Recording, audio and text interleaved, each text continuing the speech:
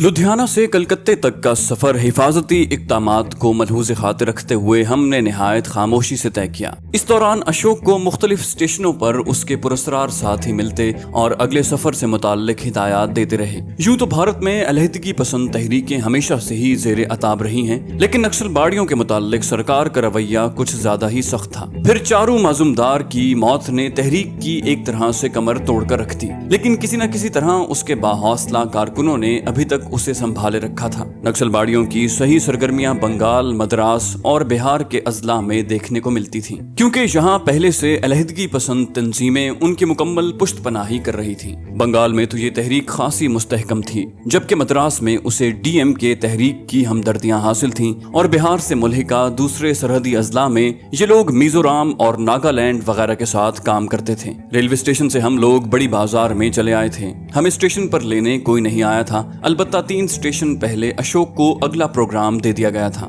मेरे इल्म में ये बात थी कि खुफिया आंखें यहाँ हमारी निगरानी कर रही होंगी। ये आंखें इंटेलिजेंस की भी थीं और नक्सल हेड की भी। इंटेलिजेंस तो मामूल की कार्रवाई के मुताबिक ये काम कर रही थी, जबकि नक्सलबाड़ी नए कॉमरेड पर आखिर वक्त तक नजर रखते थे, मुबादा वो हुकूमत का आदमी हो और सबको ले डूबे। ये लोग इतने जबरदस्त तरबियत याफ्ता थे कि मेरे लाख चालाक होने के बावजूद अभी तक मैंने अशोक से मिलने वाले किसी शख्स को भी नहीं देखा था। पैगाम अलबत्ता हम तक जरूर पहुंच जाता। बड़ी बाजार क्या था, जिस मकान में हम पहुंचे वो एक कटड़ी में बना हुआ था। उसे जानवरों का तबेला कहा जाए तो ज्यादा मुनासिब होगा। बाजार में घुसते हुए अजीब अजीब रंगो नस्ल के लोगों से वास्ता पड़ा, जो इंसानों की बजाय किसी मशीन का कलपुर्जा दिखाई दे रहे थे। इन लोगों को पंजाब के लोगों की तरह दूसरों के मुताल्लिक सोचने की मोहलत मुयस्सर न थी। वैसे भी उनके पास सोचने के लिए वक्त था ही कहाँ। वो तो रात को भी उतनी देर ही आराम करते थे जितनी देर के लिए किसी ज़ेरे इस्तेमाल मशीन को मुमकिन नुकसान के पेश नजर नजरबंद कर दिया जाता है। पंजाब के और यहाँ के लोगों में जमीन आसमान का फर्क था। सूखे सूखे मरियल से बंगाली जो दिन रात जिंदगी से लड़ाई में जुटे रहते थे, इस लड़ाई में उन्हें न कभी फतह नसीब हुई और न होगी, कि यही कुछ उन्हें विरसे में मिला था जिसे वो अगली नस्लों में मुंतकिल कर देंगे। हम जिस डरबे में घुसे थे उसकी निचली मंजिल में शराब खाना था और ऊपर की मंजिल में 3 कमरों में 3 कुंबे रहते थे। एक डरबा नक्सल बाड़ियों ने ले रखा था, जहाँ मौका महल की मुनासिबत से उनका एक वर्कर अपनी बेगम के साथ मुकीम था। ये थे चेतन और उसकी पत्नी सुजाता। सुजाता बिगड़ी हुई रईसजादी थी, जो अपने बाप की मिल के एक क्लर्क चेतन के साथ यहाँ आन बराजी थी। दोनों ने वाकई खुद को नक्सल बाड़ी तहरीक के लिए वक्फ कर दिया था। सुजाता औरतों के लिए काम करती थी और चेतन यहाँ का मकामी सेक्टर था। दोनों अजीम इनकलाब के लिए लड़ रहे थे जो शायद कभी उनका मुकद्दर न बन सके। सुजाता को तहरीक में अजीम मकाम इसलिए हासिल था कि उसने अपने हाथ से अपने बुर्जुआ बाप को गोली मार दी थी, और जो कॉमरेड अपने उसूलों के लिए अपनी वल्दियत से भी मुनकिर हो जाए वो अजीम क्यों न कहलाए।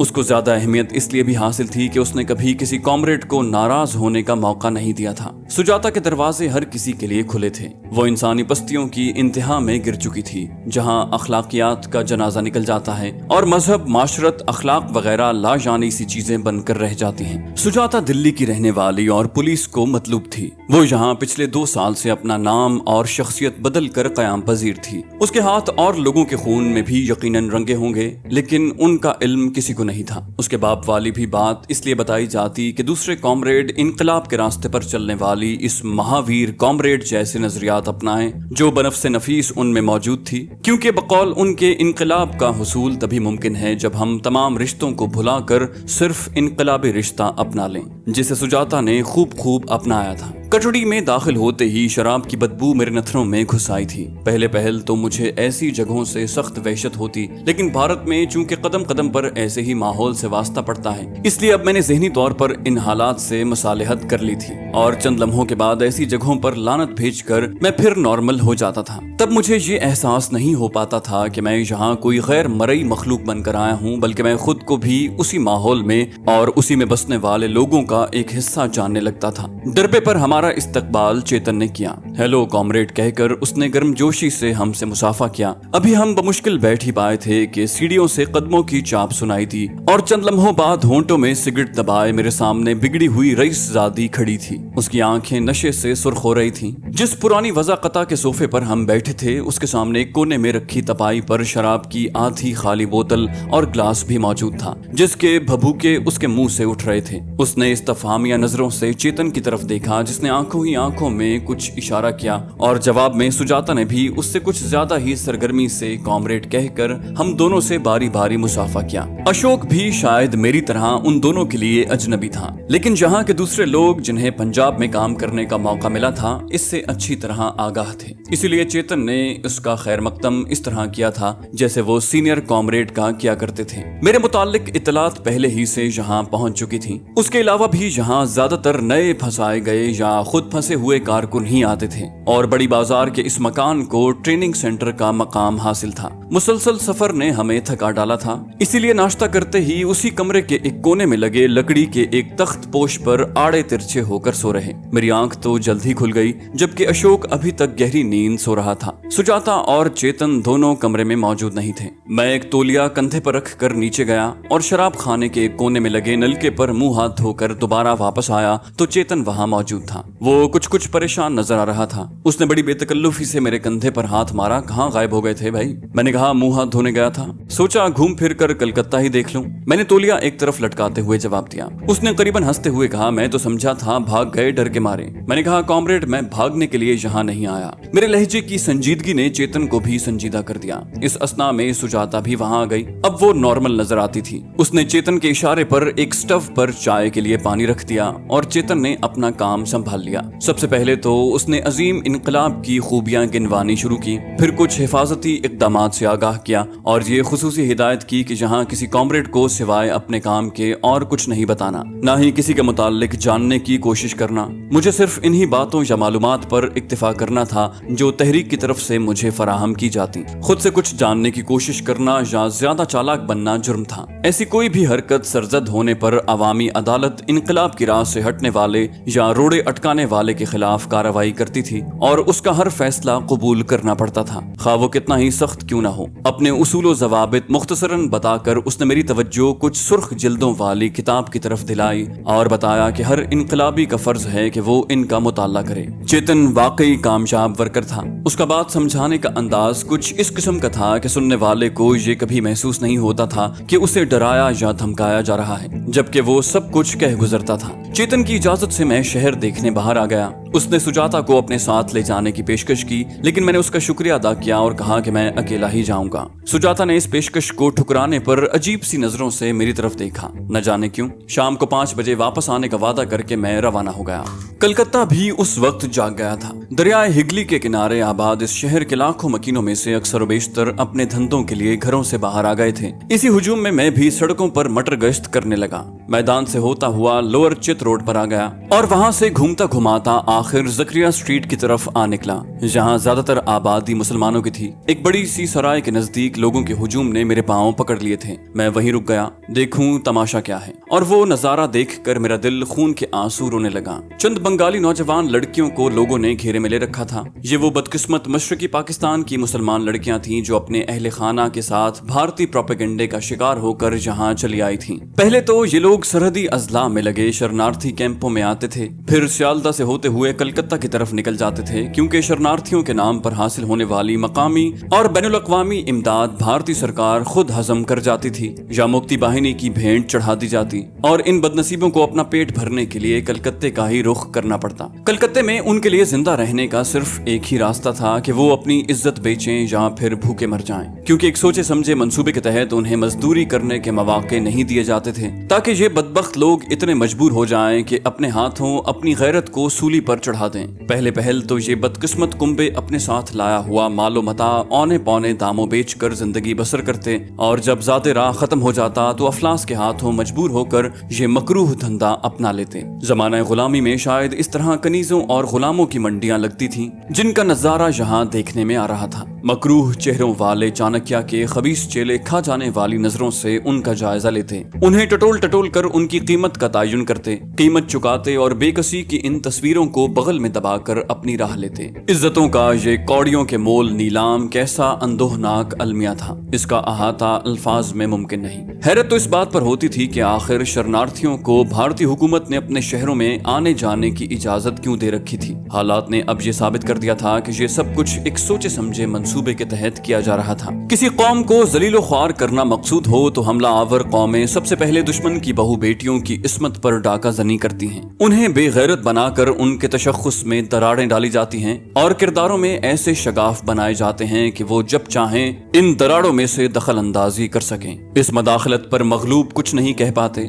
एहतजाज भी नहीं कर सकते कि ज़मीर तो उनके पहले ही अपनी कीमत पा चुके होते हैं। भारत के सबसे बड़े शहर कलकत्ता की मकामी मुसलमान आबादी इतनी गरीब थी कि सिवाय कुड़ने के और कुछ नहीं कर सकती थी। ये हालत मुसलमानों की ही नहीं, यहाँ बसने वाले तमाम मज़ाहिब के लोगों की थी। भारतीय हुकूमत पर जंगी जुनून का भूत इस बुरी तरह सवार था कि उसने जनता की तमाम जरूरियात को नजरअंदाज करके अपनी तमाम तवानाइयां मशरकी पाकिस्तान पर गासिबाना यलगार के लिए वक्फ कर दी थी। ये मनाजिर देखकर मेरा दिल अपनी बदकिस्मती पर खून के आंसू रो दिया। बड़े दुखी दिल के साथ मैं वापस आ रहा था। ज़करिया स्ट्रीट के एक कोने पर खड़े एक बूढ़े मशरकी पाकिस्तानी ने, जिसके साथ सुकड़े सिमटे 2 बच्चे बैठे थे, भीख मांगने के लिए मेरी तरफ हाथ बढ़ाया। उनकी हालत दीदनी थी। मुझे बजाहे रहम के उन पर गुस्सा आ रहा था। मैंने कलकत्ता लहजे में उसे घूरते हुए कहा, तुम साला एकदम बेगैरत है, उधर आजादी का नारा लगाता है, इधर अपनी औरतों का धंधा करता है। वो बोला, हम धोखे में मारा गया साहब, हमारे साथ बहुत जुल्म हुआ। उधर मुजीब हमसे बोला, पंजाबी तुम पर जुल्म करता है, तुम्हारा हक खाता है।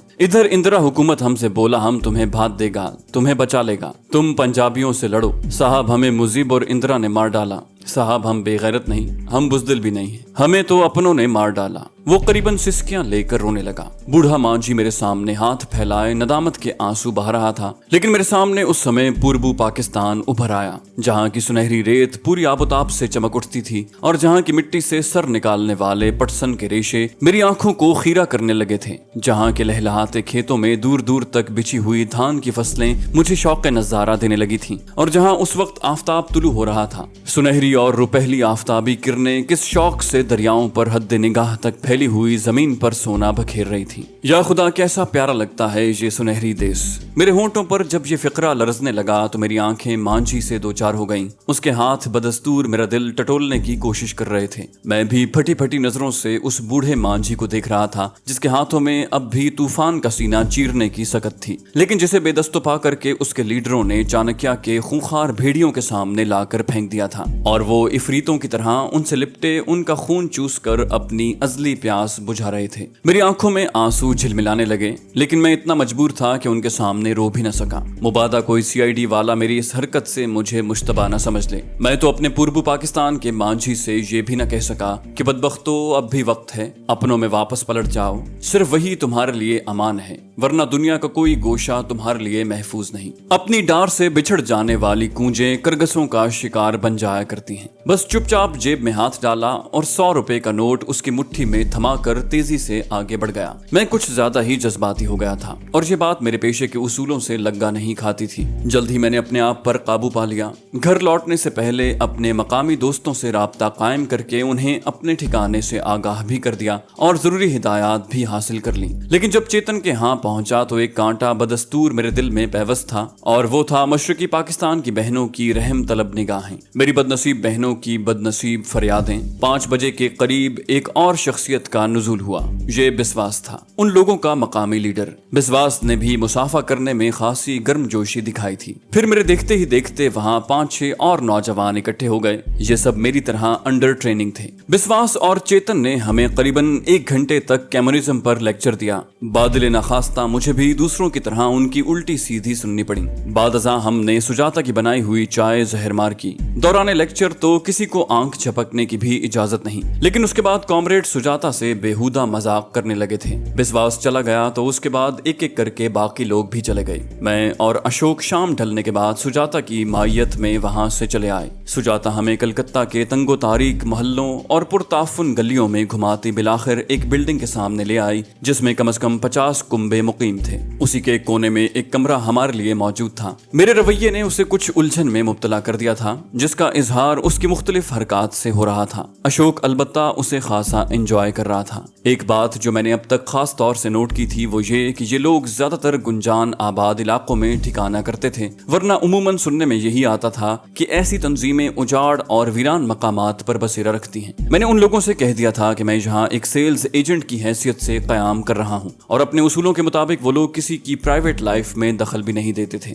सुजाता हमें अगले रोज के प्रोग्राम के मुतालिक जरूरी हिदायत देकर चली गई। अशोक ने मेरे साथ सफर के दौरान इस बात का अंदाजा लगा लिया था कि पीने पिलाने के मामले में मैं बिल्कुल कंजर्वेटिव हूँ। शराब खाने पर वो इसीलिए अकेला ही चला गया, जबकि मैंने ढाबे का रुख किया। वहां से मैं जल्द ही वापस आया और आते ही सोने की फिक्र करने लगा, लेकिन नींद थी कि उनका हो गई। सुबह जो कांटा दिल में पैवस्त था, अब वो मेरे सारे जिस्म को अपनी गिरफ्त में ले चुका था। मशरकी पाकिस्तान की मुकम्मल दास्तान मेरे सामने बिखरी पड़ी थी और वो कहानी मेरे लाशऊर में अंगड़ाई लेकर बेदार होने लगी। इस तकद्दुस माब धरती से सितंबर 65 में क्रश इंडिया का नारा उभरा था। ये स्लोगन लेकर पूर्वी पाकिस्तान के जवानों, बच्चों, बूढ़ों और औरतों ने बड़े बड़े जुलूस निकाले थे। उन्होंने अपने कौल ही से नहीं, अमल से भी साबित कर दिया था कि वो शहीद सिराजुद्दौला के जानशीन हैं। फर्स्ट बंगाल टाइगर ने अपने जिस्मों की आहनी दीवारें भारतीय सुरमाओं के सामने चुन दी थी। वो अमल व अज़्म की ऐसी नाकाबिले तस्खीर दीवार बन गए थे जिससे सर पटक पटक कर चाणक्य के खूंखार चेलों के जहरीले अज़म तड़क गए थे। मुझे वो बूढ़ी औरत याद आ गई जो भात दाल लेकर जैसूर की सरहद पर मोर्चा जन अल्लाह के शेरों के पास आई थी। उसने सिसकियां लेकर बताया कि उसके बच्चे सुबह से भूखे हैं। शाम को बूढ़ा चावल लाया था। उन्होंने खाना खाने से इनकार कर दिया कि पहला हक हमारे माल और जान पर हमारे जियालों का है। आज उसी बूढ़ी माँ के बच्चे, जिन्होंने भूखे होते हुए भी अपने फौजियों के लिए खाने से इनकार कर दिया था, उनके खून के प्यासे हो रहे थे। उनकी आंखों से मक्कार दुश्मन ने मोहब्बत की शबनम को निचोड़कर वहां नफरत की चिंगारियां भर दी थी। इलाही, इतनी बड़ी और जबरदस्त तब्दीली कैसे आ गई? किसने सीधे साधे मांझियों को अपने भाइयों के खून का प्यासा कर दिया? दो भाइयों के बीच क्रोध की मजबूत दीवार किसने चुन दी? किसने कपास का सोना पैदा करने वाले किसान के हाथों से तख्लीक की कुव्वत छीन कर उसे फना के जहरीले त्रिशूल थमा दिए? सियालदा से वरगला कर उजाड़े गए पाकिस्तानियों के काफिले जब झूठी उम्मीदों के सहारे कलकत्ता पहुंचे तो उनका इस्तकबाल सदियों से तरबियत याफ्ता भेड़िए करते। पहले ही हल्ले में वो उनकी शहरक से सारा खून पीकर उन्हें हड्डियों का ढांचा बनाकर फेंक देते। सुबह उठकर मैंने अशोक से इजाजत ली और एक करीबी मार्केट का रुख किया। दोपहर तक जब मैं वापस आया तो मेरे पास अच्छा खासा ऑर्डर प्रकाश के लिए मौजूद था और अगले मिशन से मुताल्लिक हिदायत भी मिल चुकी थी। हस्बे हुक्म करीबन 3 बजे चेतन के घर जाकर विश्वास का लेक्चर हजम करना पड़ा। वहीं से हम लोग दो की टोलियों में एक तफरीह गाह में पहुंचे। तफरीह गाह समंदर के किनारे बनाई गई थी, जहां एक लॉन्च हमारे लिए तैयार खड़ी थी। इस इलाके से मुताल्लिक मेरी मालूमात सिफर थी। जिस वक्त हम उस जजीरे में पहुंचे, सूरज समंदर के गहरे पानियों में डूब रहा था। ये जजीरा गैर आबाद दिखाई दे रहा था। मुखालिफ समत खड़ी माहीगीरों की मछलियां पकड़ने वाली लॉन्चों से ये एहसास होता था जैसे ये जजीरा यहाँ मछलियां पकड़ने वालों का वक्ती मस्कन है। बाद में मेरे इल्म में ये बात आई कि ये लोग नक्सलबाड़ी ही थे जो माहीगीरों के भेस में यहाँ कयाम करते थे और ये जगह एक तरह से उनके ट्रेनिंग सेंटर की हैसियत रखती थी। मेरी हैरत की इंतहा न रही जब मुझे ये इल्म हुआ कि तखरीबी कार्रवाइयों की इंस्ट्रक्टर सुजाता है। मेरी तरह यहाँ 3 और नए शिकार भी मौजूद थे। हम चारों को सुजाता ने पिस्तौल इस्तेमाल करने से मुताल्लिक बताना शुरू किया और जब अमली मुजाहिरे का वक्त आया तो मेरी कारकर्दगी उससे भी बेहतर थी। पहले ही रोज मैंने उन्हें दस्ती बम भी इस्तेमाल करके दिखा दिया। इन बातों का तस्करा मैं अशोक से लुधियाना में कर चुका था और उन लोगों को यह भी बता चुका था कि मैंने ये सब कुछ माजी में स्मगलरों के एक ग्रोह से वाबस्ता रहकर सीखा है और बवक्त जरूरत मैं उससे भी बेहतर कारकर्दगी का मुजाहिरा कर सकूंगा। पहले ही रोज की कारकर्दगी ने उन लोगों को मेरी पोशीदा सलाहियतों का कायल कर दिया और विश्वास के हुक्म पर मुझे बाकायदा इनकलाबी तस्लीम कर लिया गया। काफी देर तक हमारी ट्रेनिंग होती रही। हमें झपट कर हमला करने और भागने से मुताल्लिक विश्वास ने खुद तरबियत दी। वो एक मंझा हुआ कमांडो दिखाई देता था और ये साफ नजर आ रहा था कि उसकी तरबियत किसी खास गैर मुल्की एजेंसी ने की है। वहाँ मौजूद असलहे का ताल्लुक भी एक खास मुल्क से था जो बज़ाहिर तो हुकूमत भारत का यार था, लेकिन अंदर से उसकी जड़ें काटने में मसरूफ था। करीबन आधी रात के बाद हमारी तरबियत मुकम्मल हुई। हमारे सोने का बंदोबस्त भी उसी जजीरे में किया गया। तो दोस्तों, ये थी हमारी आज की एपिसोड। उम्मीद करते हैं आपको हमारी कहानी पसंद आई होगी। जाने से पहले इस वीडियो को लाइक कीजिए और शेयर करना मत भूलिए। कमेंट करके हमें बताइए कि आपको हमारी वीडियो कैसी लगी और अगर अभी तक आपने इस चैनल को सब्सक्राइब नहीं किया तो इसे सब्सक्राइब कीजिए और बेल आइकन दबाकर ऑल नोटिफिकेशंस ऑन कर लीजिए।